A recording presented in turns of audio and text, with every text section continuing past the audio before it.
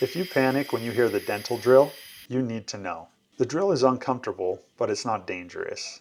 Even during drilling, we're only removing a few fractions of a millimeter at a time. That high-pitched sound you hear is due to the high speed of the drill. That speed allows us to work with gentle forces and avoid causing harm.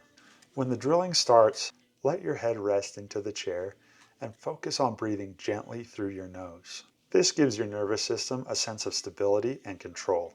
Place your hand on something solid, your armrest, your thigh, your stomach.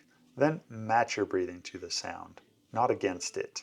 Slow, long exhales tells your body there's no emergency. Before I continue, if you want to know more about feeling safe and in control during your dental visits, I wrote a book about dental anxiety. You can check out the link in the description or right here. I don't ask for any payment for the book. I just ask for a donation to help patients who are in pain and can't afford their own dental treatment. Dentists expect anxiety. We prepare for it. And the drill is built for precision, not pain. So when the buzzing starts, remember this: nothing is wrong. We're drilling to help you avoid pain, not cause it. Hope this helps.